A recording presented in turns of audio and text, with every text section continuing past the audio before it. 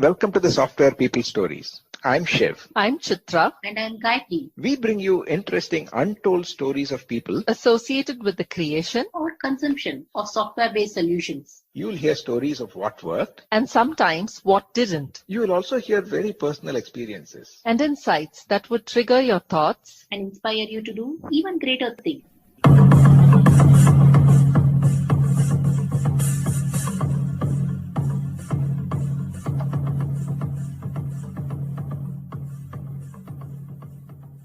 Before we jump into today's conversation, a special thanks to PM Power Consulting for encouraging and supporting this show right from the start.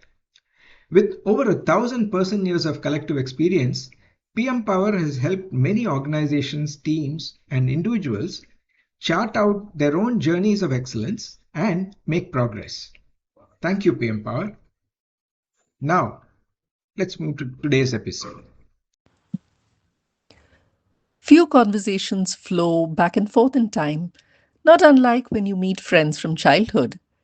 In this episode of the Software People Stories podcast, I found myself having tremendous deja vu moments as Jithu Gopal, our guest, shared his flow of thoughts across various aspects of software engineering through his 18 plus years of work, how his interests and ways of connecting what he reads, experiences, and works with have significance and relevance in the AI wall that seems to be sweeping us with it, and what habits and disciplines can hold us through as we begin to figure out new ways of working, learning, and what the future might hold for our children and aspiring engineers.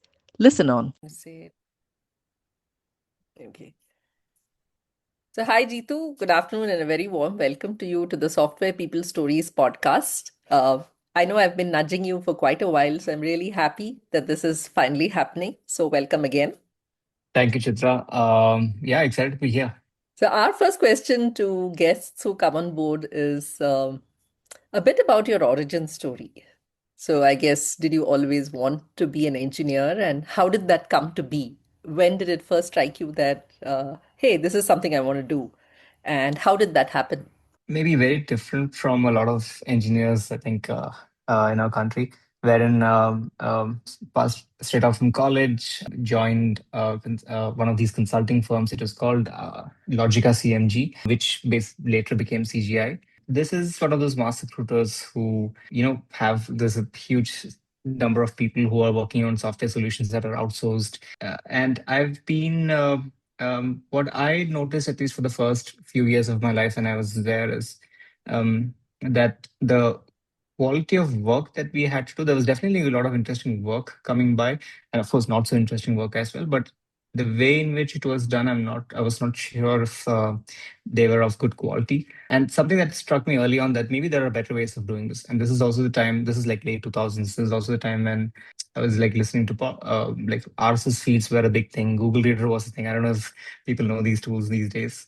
And all the user groups, right? So the Ruby user group, the Java user group, these user groups were fairly active in Bangalore. And just talking to people and like getting a bit active in the community made me realize that there was so much more to explore. I think that's when I met a bunch of interesting folks who were running this company called C42 Engineering. They kind of helped me unlearn some of the stuff that I had learned from before, and sort of, to be honest, relearn programming, right? Using test-driven development, extreme programming. So I was just been fortunate to be among some very good engineers to learn from some of the best. These were like ex-thought workers and very their ethics of working was very different from what I used to do before, which is mostly around. There's a lot of talking about engineering, and during the when they do what they call as bike shedding is when a lot of junior engineers also understand this is why this debate is happening right now, even though it feels very fringe. But you're essentially seeing some of these patterns being sort of split open, and like there are like very strong opinions as to why people should use this pattern versus something else. You have an example of any of those? It'll be very interesting to recollect, because you're the third person this week that's actually spoken about patterns, design patterns, something that I haven't heard for a very long time. So do you want to sort of share a couple of examples or Yeah, I mean, instances from then? sure. Yeah, I can't recollect. Let me see. Let me try my best. I remember there was this project that we were working on. This was to build a social network for the Ashoka Fellows, the Ashoka Foundation. They've got Ashoka Fellows, and this was like an internal network that they could use to connect to each other and uh, DM, like get introduced to others and such. So we were sort of helping them build out that network. And I remember I was looking at some of the modules, maybe the commenting module, which is like we had like severe debates about, do we have to have threaded comments, or do we just stick to like a single, like comments should just be at layer, do not introduce threads into it. And a lot of back and forth discussions on the decisions behind that piece. And I mean, don't get me wrong, I was not the senior in the room at that stage, but still actively putting across my voice as to maybe how we should look at this piece. But I still remember there was a huge discussion on uh, the observer pattern and the state pattern, as to, like, it's best to kind of do not make it a synchronous way, broker it using an observer pattern, let the comment thread listen on to what other what the post, like when somebody's posting, what else in the system should listen to that particular event. So don't make it a direct synchronous event. Let's not don't let the comment system drive those changes out. Event it out, broker it, let somebody else observe it. So those are very interesting times, I must say. And it's only in those, it's very different from just reading a book and trying to figure out what this is, because in the moment when you're debating your point of view with somebody else's, when you realize, okay, there are these architectural sort of stances that if one doesn't take right in the beginning, the rewrite is going to be much costlier later on. So yep, so I mean, I don't know if that made much sense, but that's something No, that it just came to my did. mind. It did, in fact. And I think this is something that people have struggled to understand. Whereas natural conversations, I think, when discussions and debates are happening about one approach versus the other, are something that we're all a lot more familiar with. And one often, like you said, just goes back to a book or an article to read about a pattern, and you sort of intuit it in your line of Yeah. work rather than saying that, hey, we'll apply this design pattern here, or this is the design pattern we can leverage in this context and other things. But I also noticed that there's a lot less of those kind of conversations today, or at least what I have been exposed to in the last decade or so. Why do you think that is? Any thoughts? I feel it's a byproduct of our education system, wherein it's more directed rather than being interactive. Hmm. So you have a teacher talking to 40 students, and I mean, it's very hard to scale with that kind of a lever, right? I mean, it's not like smaller groups. Although I'm sure there are schools that have such like 1:10 kind of setting between teacher and students where you can have more interactive conversations. So to get education out at scale, I feel there have been some of these like side effects that has come out in the system, wherein just the whole idea of asking a good question, the importance of that, and even more so important in this day and age. Um, I'm not sure people appreciate the importance of asking good questions. How much that is. Again, this is a very sort of long short kind of a thing. Maybe it's a byproduct of that, the education system.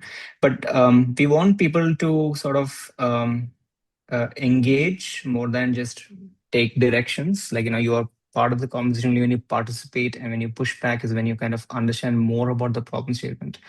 And I also have a different theory about how TDD is a test-driven development is a very interesting background to have, especially in this day and age when verification is such an important part Yeah. of the puzzle and the AI puzzle. So I'll maybe talk about that in a while.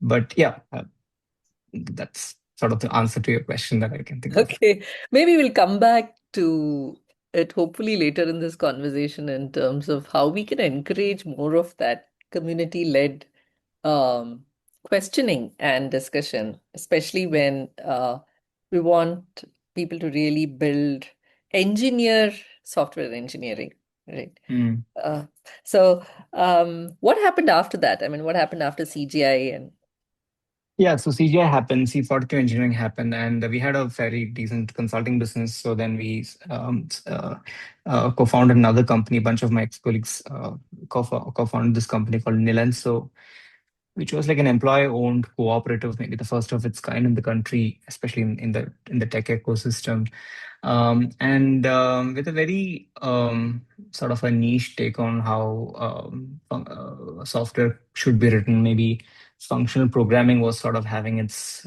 renaissance of sort, with Clojure coming into the picture, Mhm. which can run off the JVM.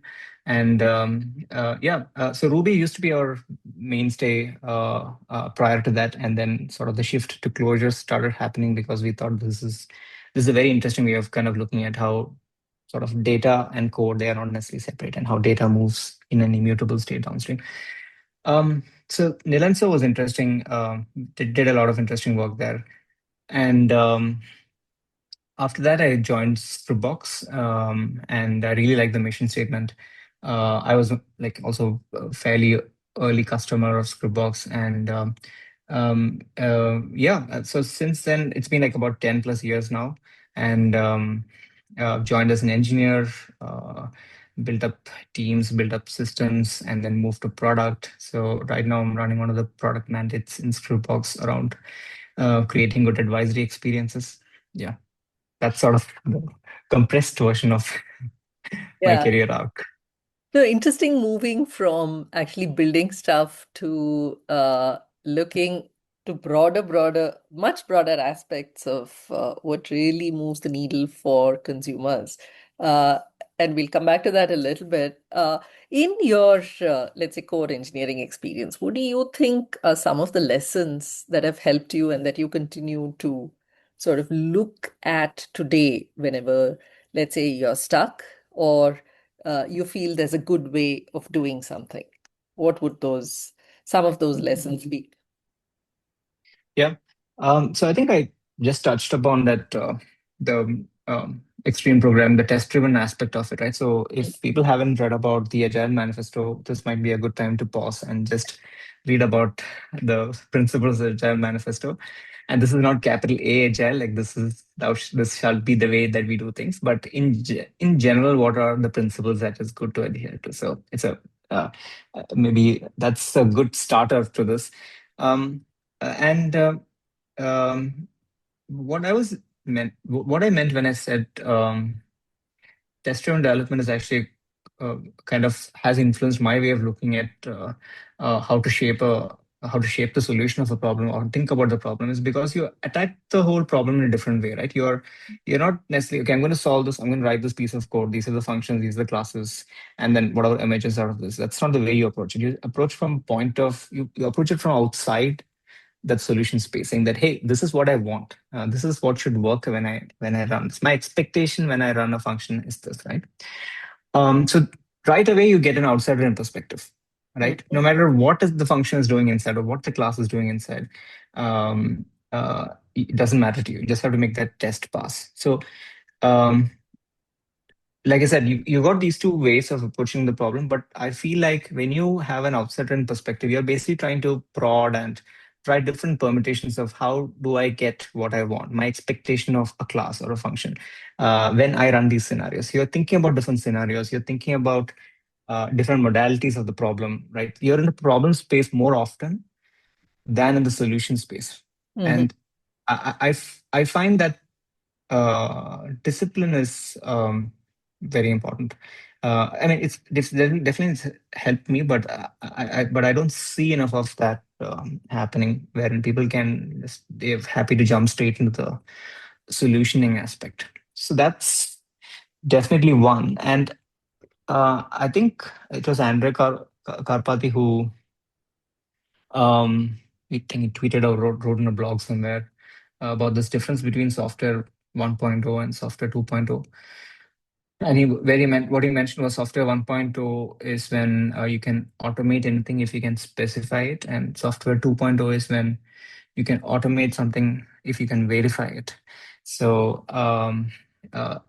and that sort of resonated with me when I read that statement, which is, hey, TDD is all about verification. You're writing your test cases first before you do something. So I think definitely some of those parts of my background has helped in this new age as we deal with frontier models, LLM agents, all kinds of things. So yeah, so that's definitely one part of my engineering background that has helped me think.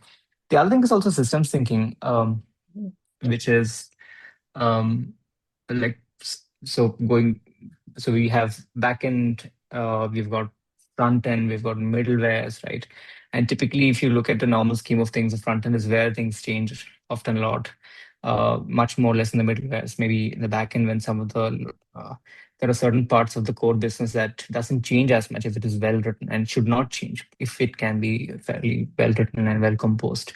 Um, so identifying how these sort of Matryoshka doll kind of system works, if you can sort of just design the system design, so when you think that out, um, I think it really helps, and it helps because these are dispensable layers. The one that is closer to the customer maybe can change a lot more. Maybe you can experiment a lot more things. So and whereas things that's there in the that are more core to the business, more stable and reliable, that parts you wouldn't want to churn too much because there is this larger business impact that will happen. So I think there is something to do with maybe organizing ourselves also in that thinking. But I think that's another sort of thing that has come from engineering roots, how we look at these sort of dispensable or churning layers compared to layers that shouldn't churn as much. Yeah.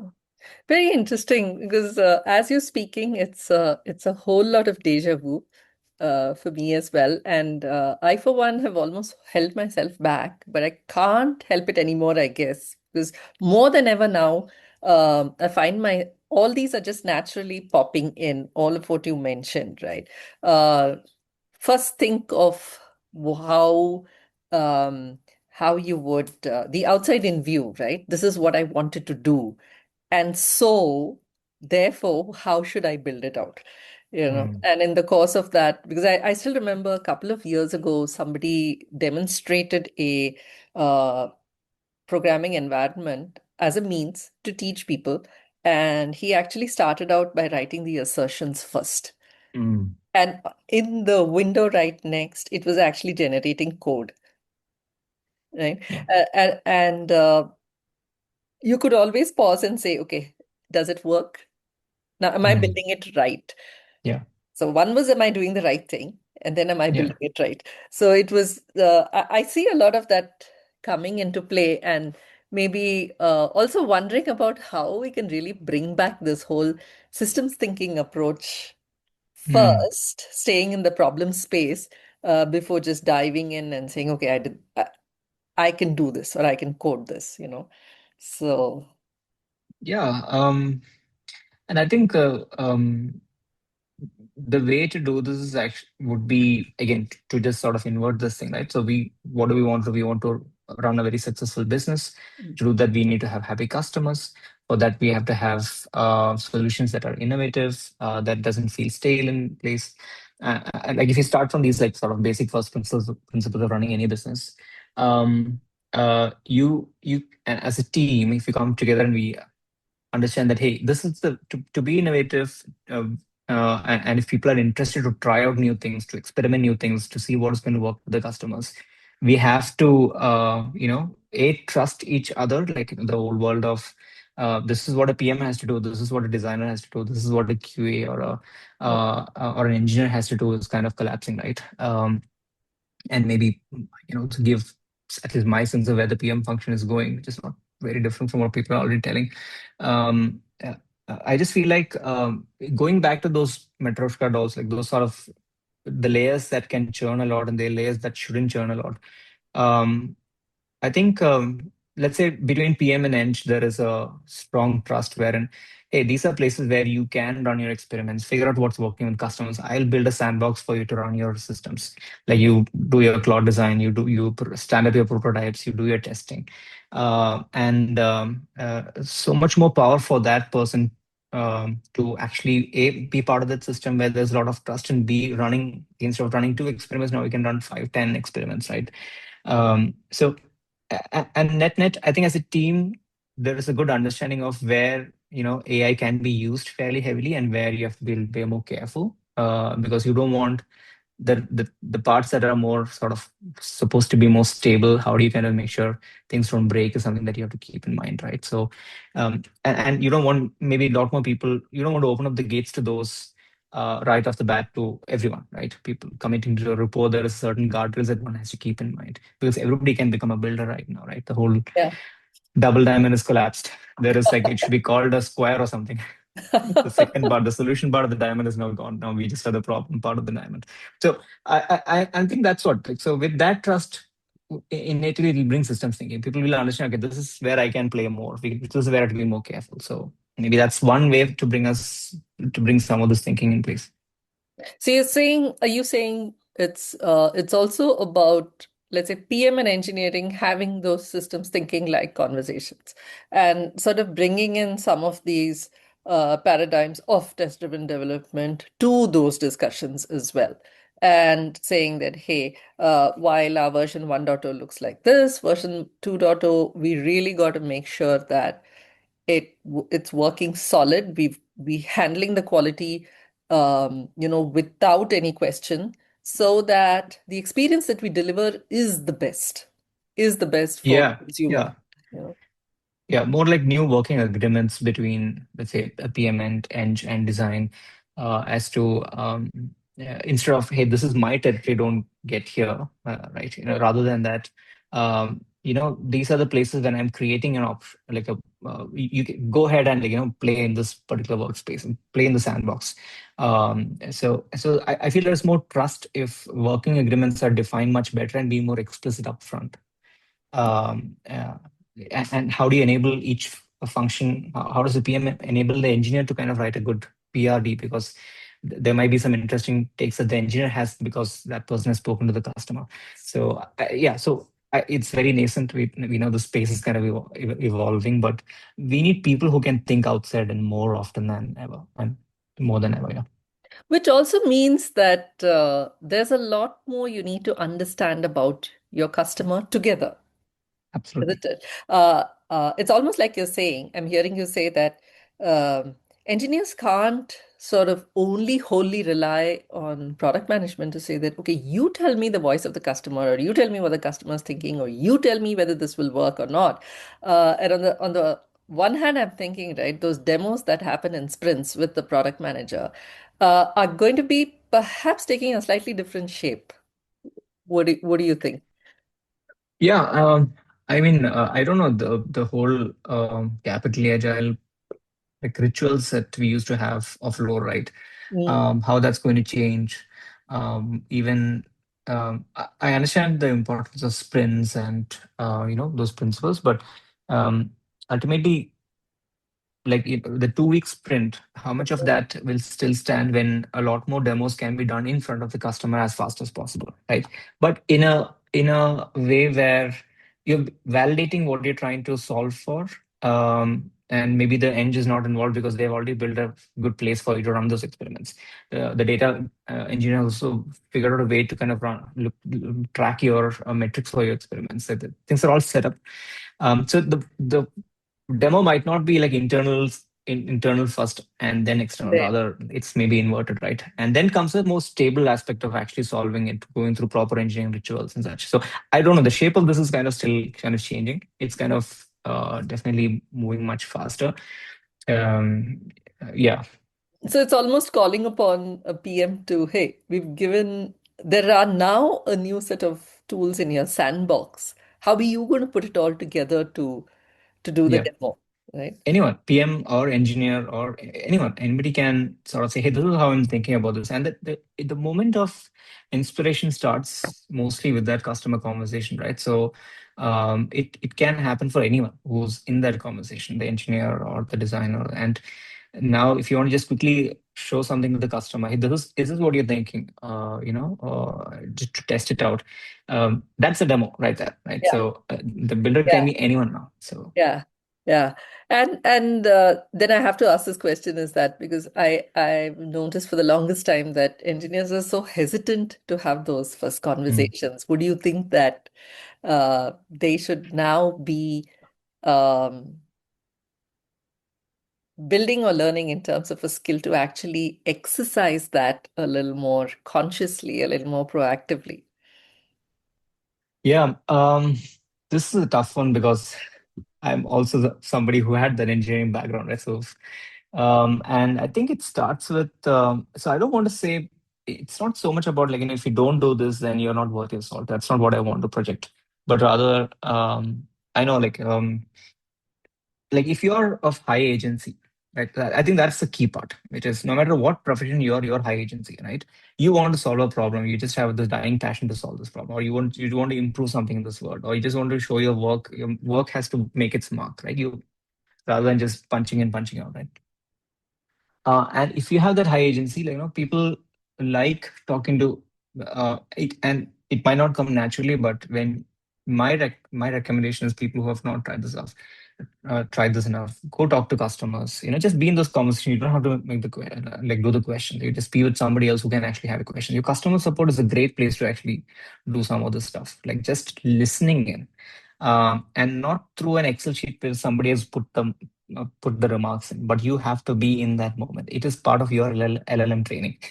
And that's when the moment of inspiration strikes. And that's when you would want to solve it because ultimately it's an innate human need. You hear problems, you feel like, hey, how do I solve this? Maybe how can I improve this better for at least one person out there.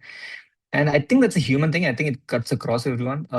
And mostly because these layers that we have put between engineers or whichever X function and the customer, especially when the companies go wide, if you don't have that layer, it's going to be very hard for people to kind of even sort of break their silos. But change starts with belief, and the biggest thing for belief is you're listening to stories, listening to people having complaints and pain, and that's so I would like to see more people exposed to customers. That's what I would recommend.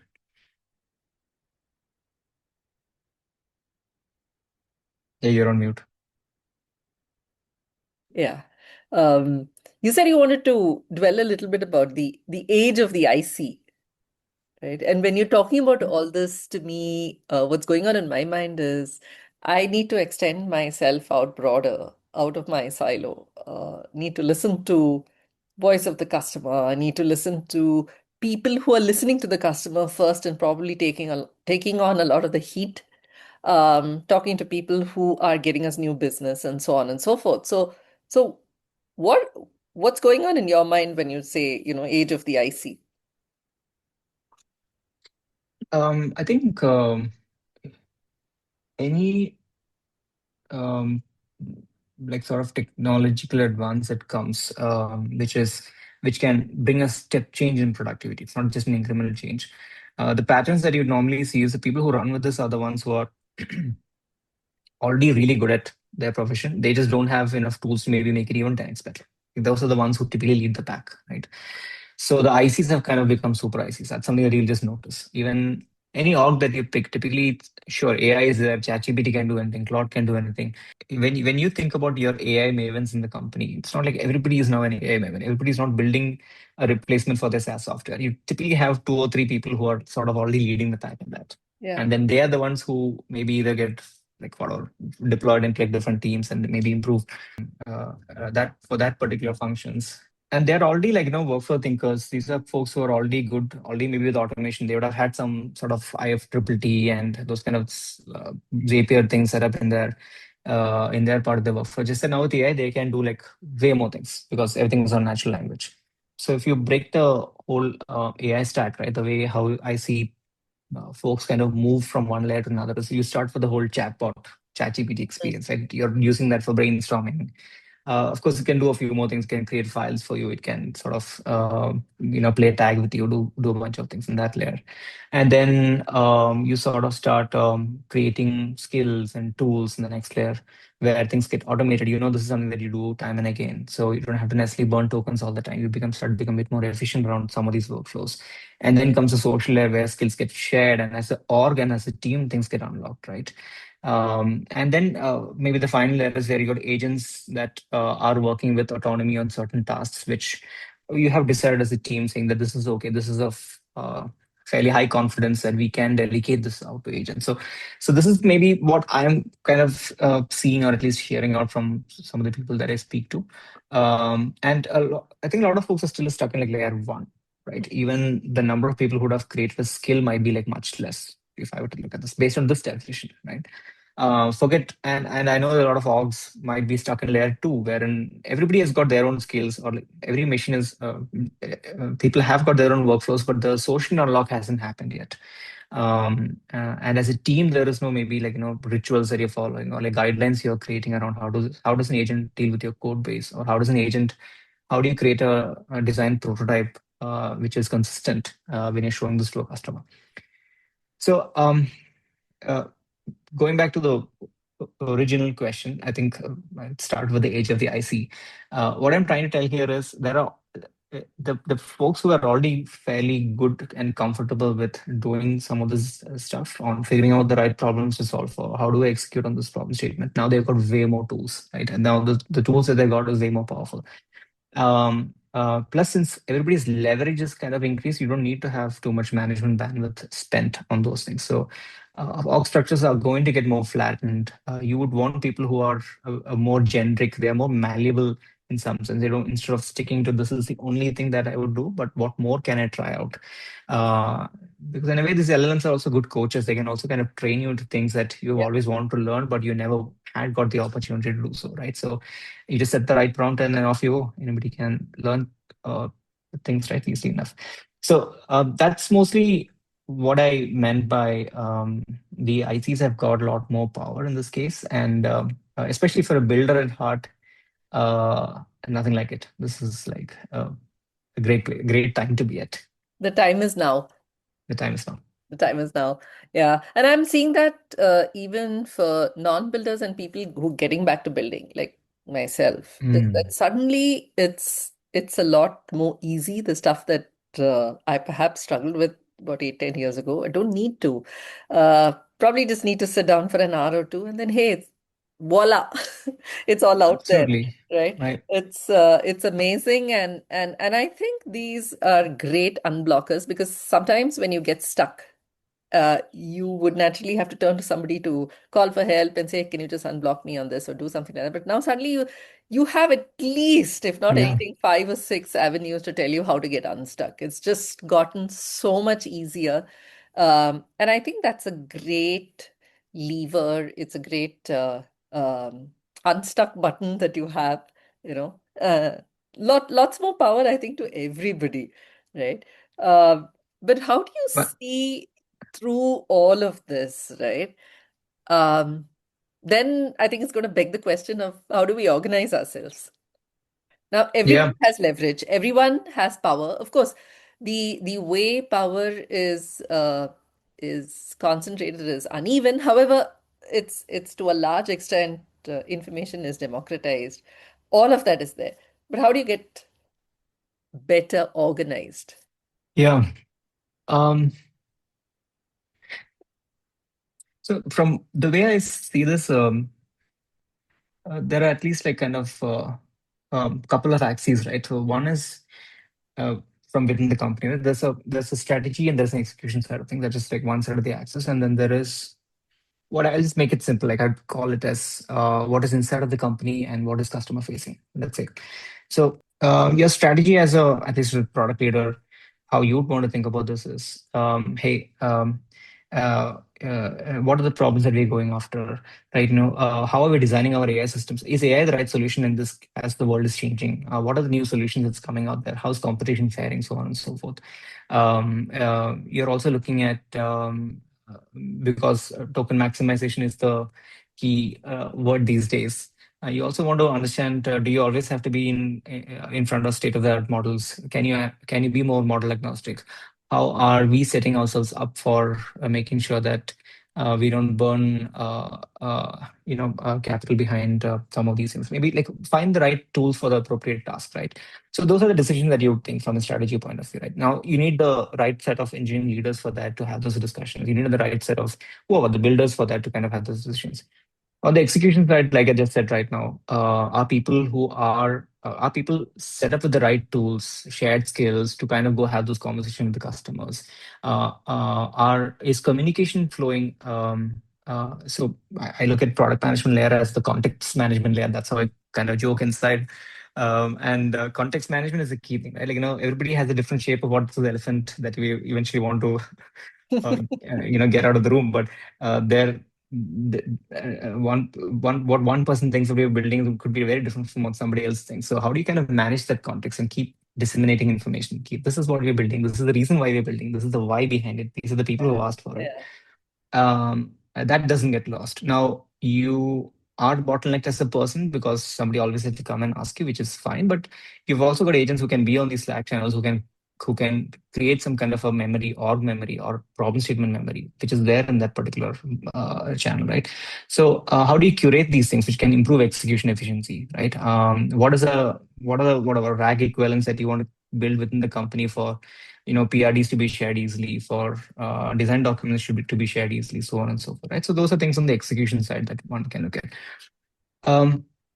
Again, I'm just looking at when I'm saying organizing ourselves, it's also about organizing. Like this is all like system design. This is all org design, right? How do you think about your execution side of the tools as well as your strategic side of things? Inside and outside, I think I've kind of touched upon it, which is how do you get more people out into the front? The forward deployed engineering is what people say. I don't know what some of these fancy quotes mean, but broadly speaking, you want people out. You want people to talk to customers as much as possible. You want to show, hey, is this what you're thinking? Like maybe because fairly quickly, fairly fast. And so, how does the feedback layer flow in instead of getting blocked and sifted through through these different gates like customer support or some kind of a survey tool that's sitting somewhere? So you can it's all the more easier for discovery to flow into one place with sentiment analysis, with all kinds of other things. Of course, the raw feedback is very important, but setting up these tools and systems become very important as more people get to know, okay, so many issues are happening across these different departments. So that's on the outside, and on the inside, it's again orgs becoming more flat, right? So you don't maybe the builders who have had to manage more people, they can now take a more icy sort of stuff which they've wanted to do, or like at least figure out which problems they want to go after. So I feel on the inside, at least, those discussions as to how do you do org design when it comes to using some of these tools, and how much extra leverage. This depends on like how much leverage you can drive as a person also, right? So that's sort of how I see us changing when we organize ourselves. It's going to become more flat. People are going to have more context as to what's going to happen outside with respect to customers. Yeah, hopefully we build the right thing. There's a much better chance of you building the right thing despite being in a situation where you can build anything. So there is this whole like how AI is slop that can be built slop now, right? Anything can be built.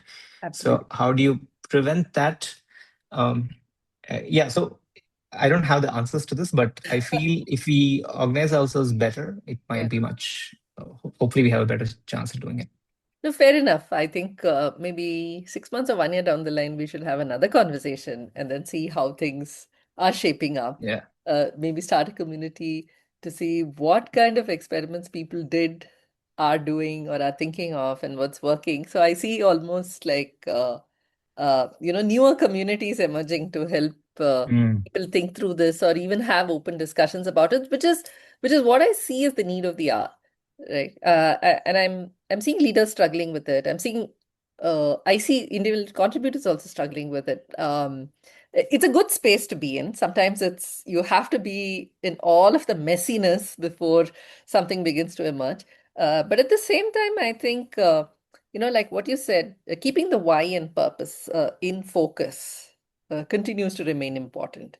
It doesn't matter who gives it, but if that person is able to feed that information into something, into a common shared resource which contains org memory and the context of the problem statement memory, and the two put together, at least some of the basic questions can be answered to anyone who's interested in knowing, hey, what's happening in this project, or why are we building this for this customer?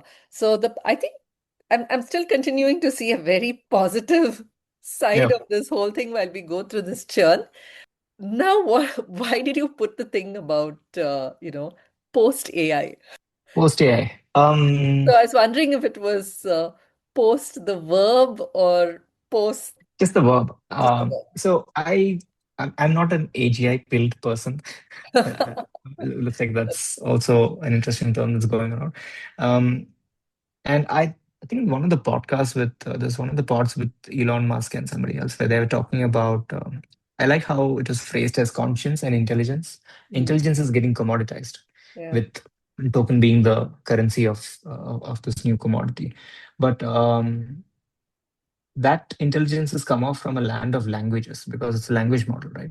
It has not, the birth of it did not happen from from evolution or the need to survive, which is where maybe our consciousness comes from. And consciousness is where I would like to keep agency as part of. Mm, So you have a need to do something, you have the freedom to do something, you have an urge to do something. And then to do that, you have to employ your intelligence, which was what was before, to do it. And then now that is now complemented, and maybe in some cases actually it is actually much more powerful than you, in some cases, the jagged intelligence thing. So the way I see this is, ultimately humanity exists to solve, like, the businesses are running, we are there, we are listening, the stories are, we are here to solve problems, right? Every business is there to solve a problem for humans. Not, these are not agents solving for other problems for other agents, right? Just that the form of the problems to be solved has now shifted. Like, instead of it being code written by a human, it is now code, or maybe some kind of a bot interface where an agent is sitting, where an agent is being fronted.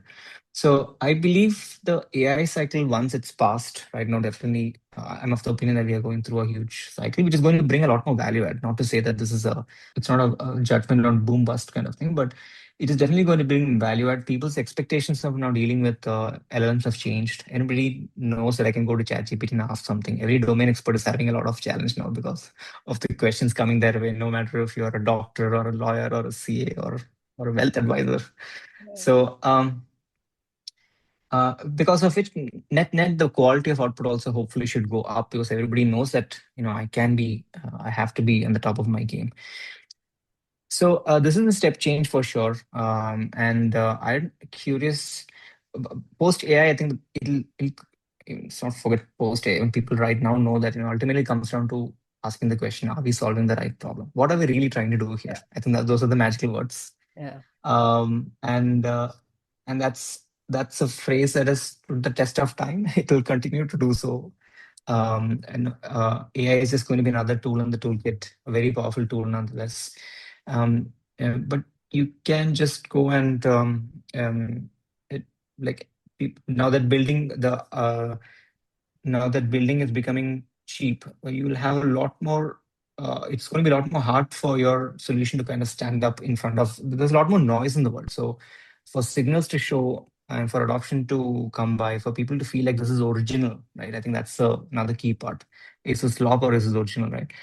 Um, um, and I think that's going to be a larger problem. Which so post AI, basically my take here is, there's going to be a lot more content out there. There's going to be a lot more code and projects and systems out there. Yeah. But again, if you're not solving the right problem, they are just all noise.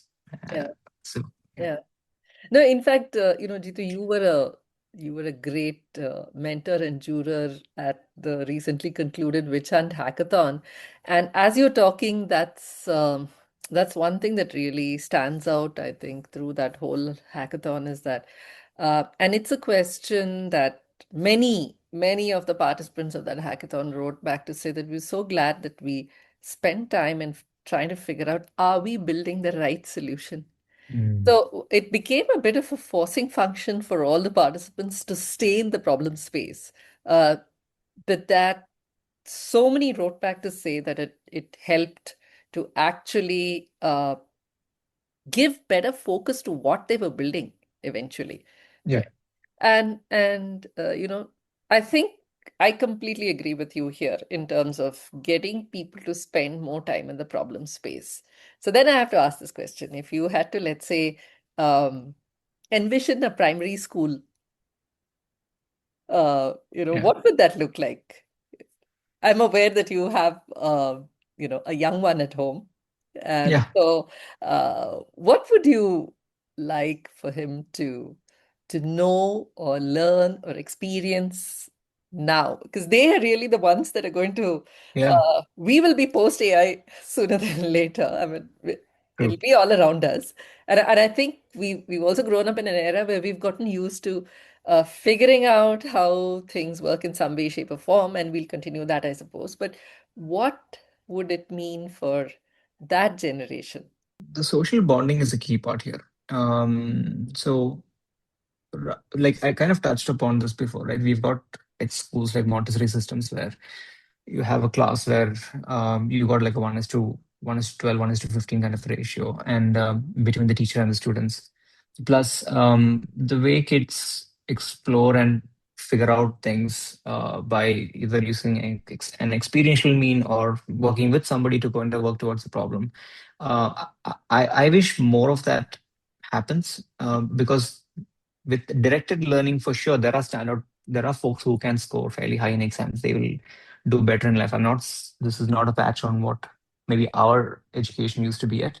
But I feel there is definitely an edge in working with people, working as teams, understanding, how do you, how do you channel attention to a problem, making sure, you're not, there's an objective to be accomplished. So I feel those are the core human aspects that I'm hoping is pulled forward rather than people having to discover this when they are maybe much later in college or maybe Yeah. in like I would like more of that happen even directly in schools. Uh, uh, I'm not of the opinion, call me a Luddite, I'm not of the opinion that we should be introducing screens and interactive experiences much early in life. But the thesis is there. I mean, I'm still maybe making my mind around this, which is you want interactive elements. You want like I said, asking a question, getting an answer, or maybe fun, like a play. A play is actually an interactive setting, right? So you are pushing the boundaries. You're figuring out the rules of the game. You're figuring out who is maybe the dominant player that you might want to also maybe you have to figure out how to get around them when you're playing a game. So, but in a way, those game how do you bring more fun into learning is maybe a key thing that our teachers have to crack. Not an easy problem. Yeah. Maybe it can be made easier using screens to some extent, but it also means it might be like being creative about the activities that the kids are doing and what they're engaging in. And maybe you don't necessarily have to learn trigonometry to succeed in life.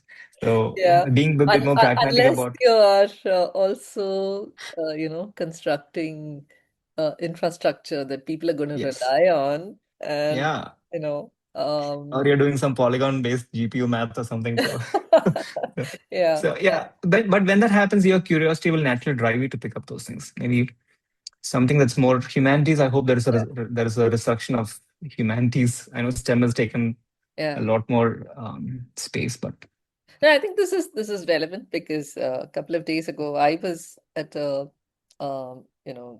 to a group of very young parents, and the biggest worry was their children aged roughly between 7 and 10 are already, they know their parents are using ChatGPT and Perplexity hmm, and all of these LLMs, and they're saying, "Hey, I want to put my question there," and the parents are saying, "No, you go think about it." And that's, the friction is there, and then those conflicts are there, and a lot of it. And parents are genuinely worried that, hey, will we really lose our capacity to think? Because we do know that the brain is wired to be lazy, or rather conserve energy, because it lived in a very different Yeah. time. It needed the energy to respond to danger. But now when you don't have it and you don't use it, then what happens to it? Yeah. So yeah, I think it's, to me at least, being part of this podcast, this has been, I think, a totally change of conversation where, we want to talk about how building software, um, as creators and consumers of software, what their life stories were like, and just look at us having this conversation of what is to come. Yeah. It's a very interesting space and realm. And Jitu, I know you as someone to be, um, who reads a lot. And what has that done to you? How has that influenced your uh whatever you do in terms of work or even in life? And what are books that you feel, why do you even think people should read books now? This is a question I get asked all the time. I have my own Yeah. answers, but I know No, I you. mean, just like, yeah, I mean, it's just like any habit, right? Thankfully, I'm beyond the habit curve. Like it is, if you don't read, it feels like, something's missing in that day, Mm. right? So and I completely understand for somebody who's on the other side of the curve, where, hey, why should I even bother reading? So personally for me, it's kind of like a meditation. Thanks to the Bangalore Metro, that's when I catch up on my reading time. It's like some really good books make you think, make you ask some good questions. You can draw a lot of parallels, and you can sort of see history repeating a lot of times. And when Marcus Aurelius is writing Meditations 2000 years ago, and when you're reading through it even right now, you just feel like, the number of footnotes that I have in that book is just nuts. Just Yeah, because I'm able to connect that even to my day to day, right? So yeah, that hasn't changed. The human condition hasn't changed, right? Kingdoms might come and go, technology will come and go. So books for me is that it's mostly to sort of self-center myself yeah. in this world, and kind of give me some kind of anchor as to where things are going, which way do I want to go, and such.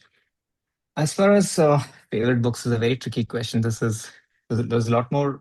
There's a lot of really good books out there, but I'll maybe mention two, three books that I've read in the last few years.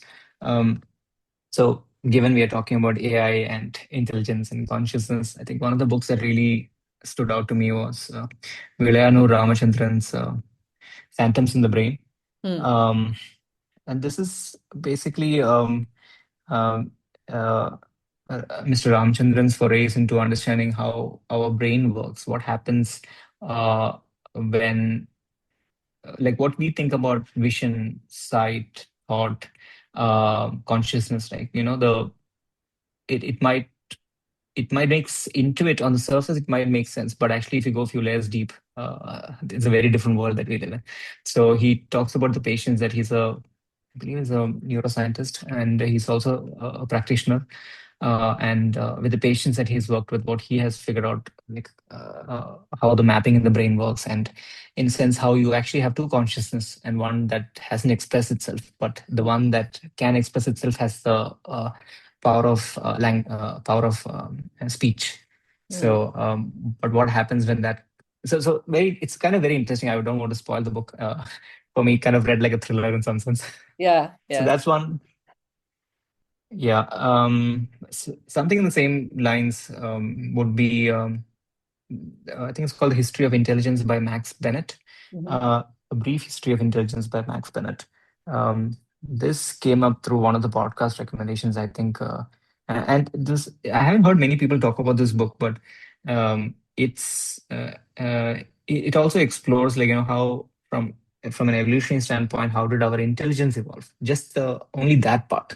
Forget the entire anatomy and the human this and that, the human life form itself, but just how intelligence evolved, and what are there are these five stages that he walks through, where he says which is critical for our evolution.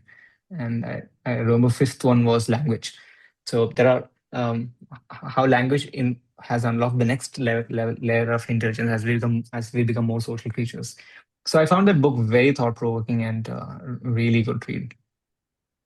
Yeah, these are a couple of books. Maybe the latest one that I've read is also very interesting if people are into product strategy and such. It's called Crux by Richard Rumelt. He's a guy who also wrote Good Strategy, Bad Strategy, which is also a famous book. So Crux was interesting. I would recommend Crux as well. Thanks. That's interesting. And we rarely get people that actually talk about books that have influenced them. So this is, I'm sure, something interesting for all our listeners. So in conclusion, I know we spoke through multiple ways within this conversation. What are some messages that you would like to leave for people that are seriously considering a career in software engineering today? So, well, the Boris Cherny, the head of Cloud Code, had mentioned coding is solved, right? Which is a very bold statement. I personally believe coding is not solved in a sense. Maybe it might be at some point.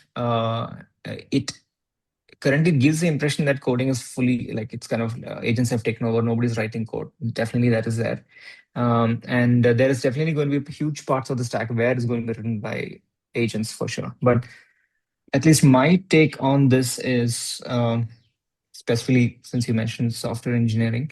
Um, if you are into building things, if you like, breaking things apart, keeping things together, like, building things, be it maybe a computer at home, or as a child, maybe even Lego blocks, right? So if that building is innate to you, I would say to not to give up on the computer science as a like. I know that the enrollment in computer science have come down dramatically across colleges.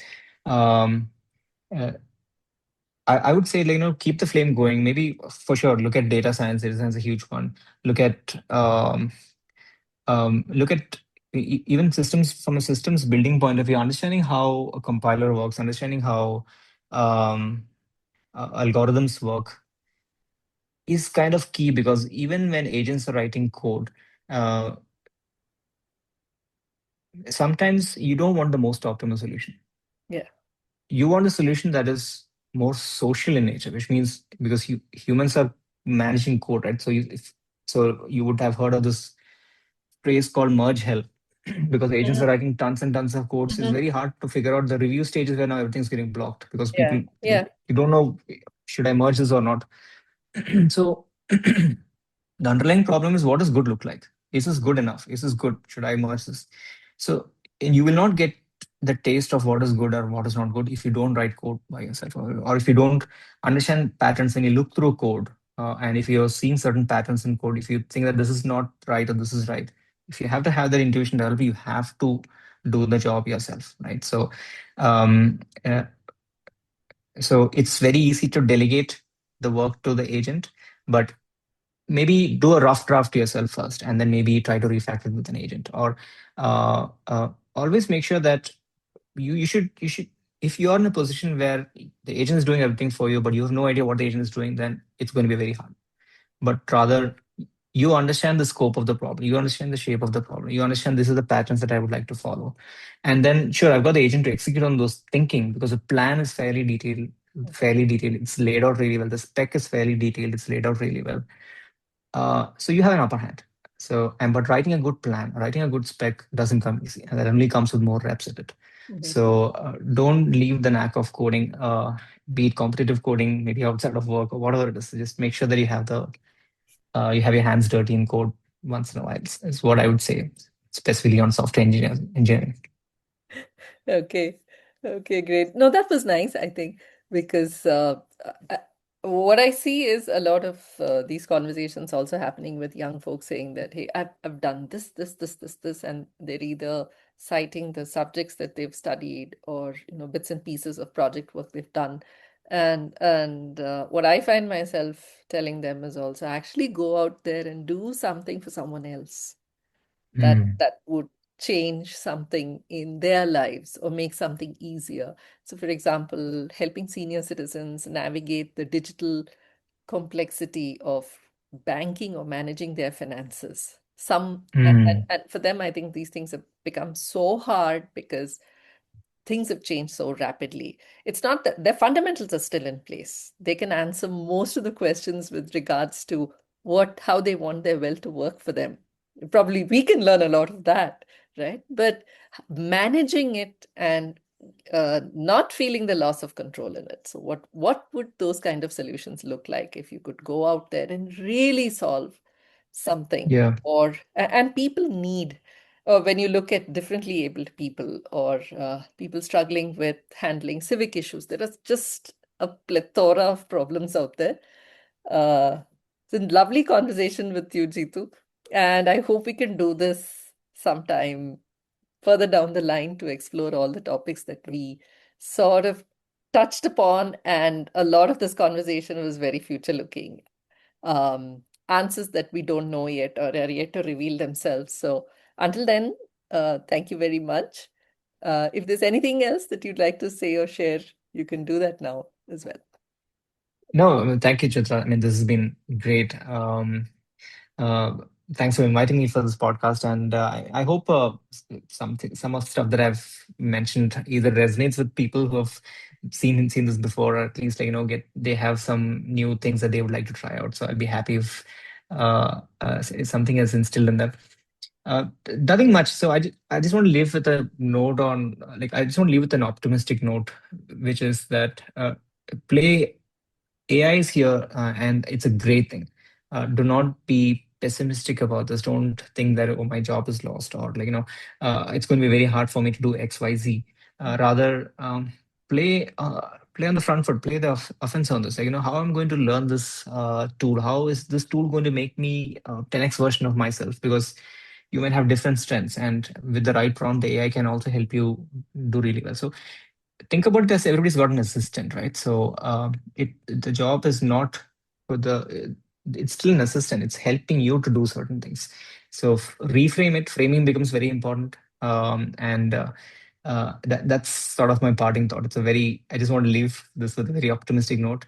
There's a lot more interesting areas that will open up, and we just don't know that enough. The application layer of this is still getting cracked. So but when it happens, you can be ready by then. So so that would be my parting thoughts. Great. Thank you so much. Thank you. This has been a fantastic conversation. So thank you. Thank you so much.